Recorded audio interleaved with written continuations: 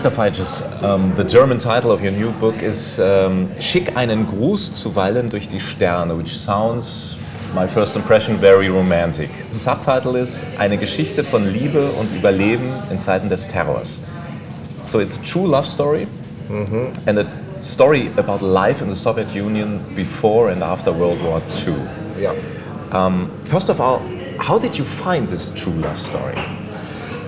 Quite fortuitously. I was in Memorial in Moscow, the human rights organization, and literally stumbled on 3 large trunks which were blocking the doorway into the main office. And in the smallest of these 3 trunks were, at that time we didn't know how many, but it turned out about 1,500 love letters smuggled in and out of a labor camp in the far north of Russia. And clearly this was the find of a very lucky lifetime. 2 years later, when the letters had finally been transcribed with the help of academic grants, it was clear that this was not just a very important archive because of its size, because we have both sides of the correspondence. I mean, it's very unusual for someone receiving letters from a prisoner to keep them, but Svetlana did, at great risk to herself. But it was also incredibly revealing of life within the camp because, being smuggled and therefore uncensored, Lew was writing with growing candour about the conditions he was living through. But what impressed me most of all about the letters was just how exceptionally beautifully written they were. It's really difficult to imagine how Lew and Sweta were communicating without censorship. How did they did that? Yeah, I mean, Lew's labour camp was a barbed wire zone, and within it were about 1,500 prisoners, but there were also about 500 free workers living in a settlement within the zone. And these free workers were nearly all former prisoners, and not surprisingly felt a good deal of solidarity with the prisoners. And so a number of them, when we tracked down who they all were, became involved in smuggling the letters in and out. You met them both in 2008, I guess, in Moscow. That's right. And so they become real to you.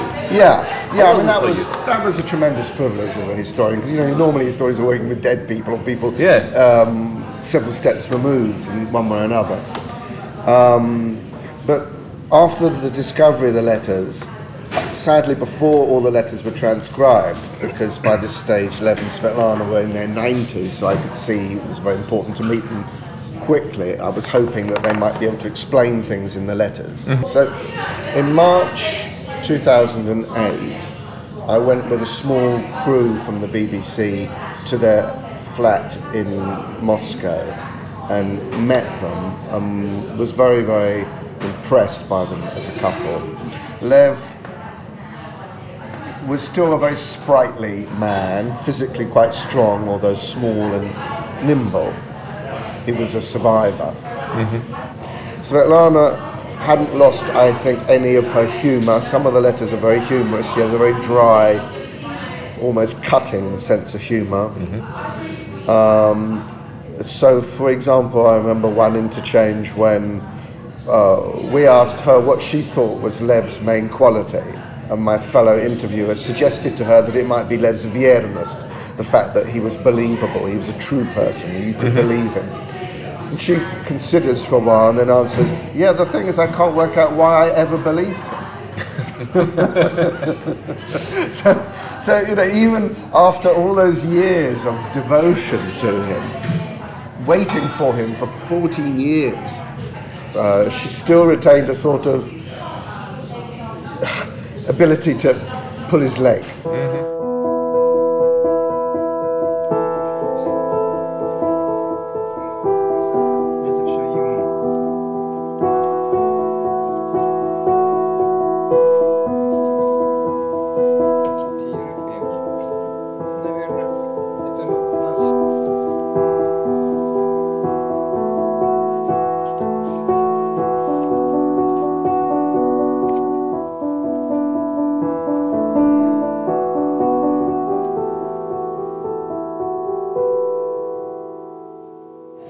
What could be the secret of this love?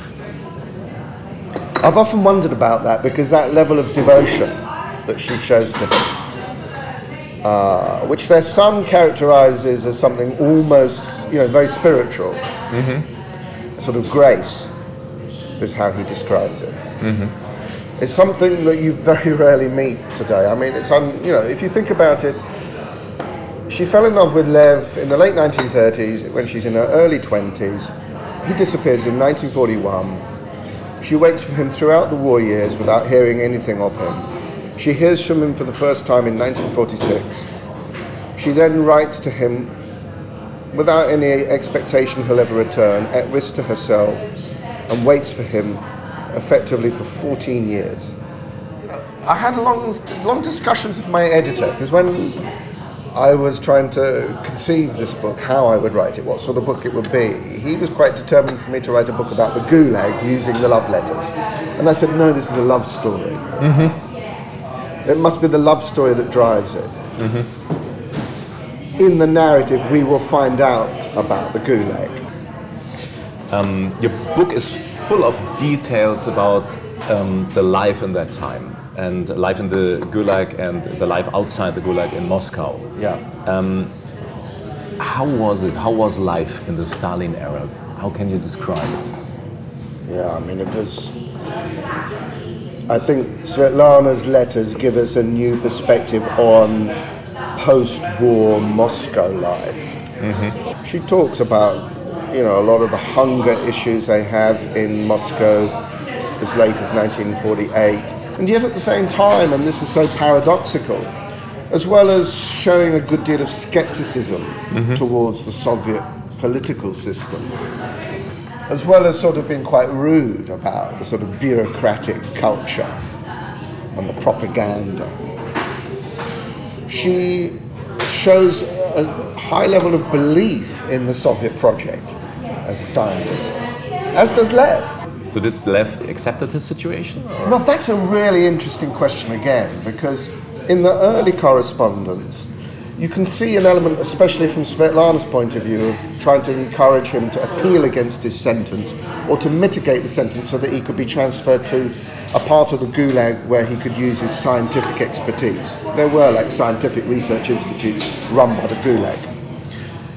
Then as the years go by, you see a growing acceptance by Lew of his situation. The thing that really impresses me most about his correspondence is there's not one single bit of self-pity or bitterness in his letters.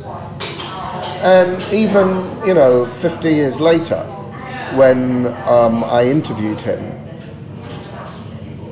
you didn't detect any element of self-pity.